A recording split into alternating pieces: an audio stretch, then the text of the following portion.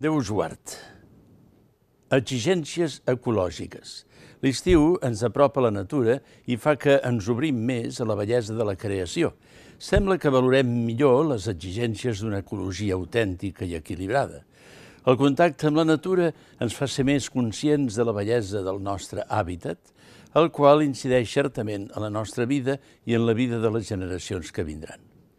És ben cert que el nivell de vida d'avui fa que els elements que constitueixen el nostre ambient natural se'n ressentin molt més que abans per l'ús i no cal dir pel mal ús que se'n fa. No hi ha dubte que el deteriorament de la natura és també conseqüència del consumisme i del caràcter desordenat del nostre desenvolupament i progrés. El papa Francesc, inspirant-se en el cant dels criatures de Sant Francesc d'Assís, ha publicat recentment l'encíclica Laudato Si, en la qual ens proposa una ecologia integral. Sant Joan Pau II també parlà en dues encícliques de la qüestió ecològica i afirmava que el caràcter moral del desenvolupament no pot prescindir del respecte pels éssers que constitueixen la natura visible, que els grecs anomenaven el cosmos.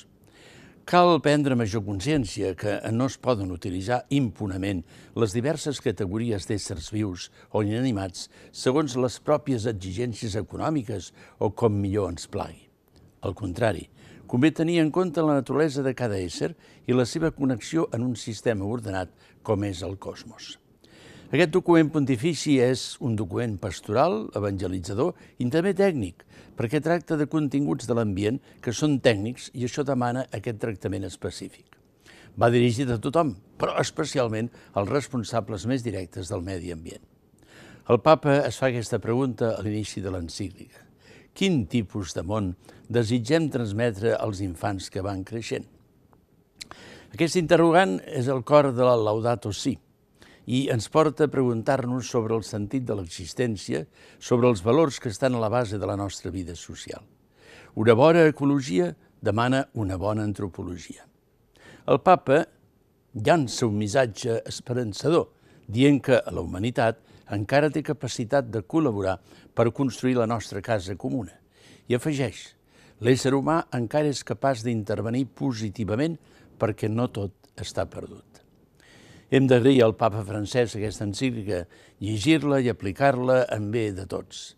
Davant la natura visible del cosmos estem sotmesos a lleis no només biològiques, sinó també morals, la transgressió de les quals no resta mai impune. Adéu-siau i fins la setmana que ve, si a Déu plau.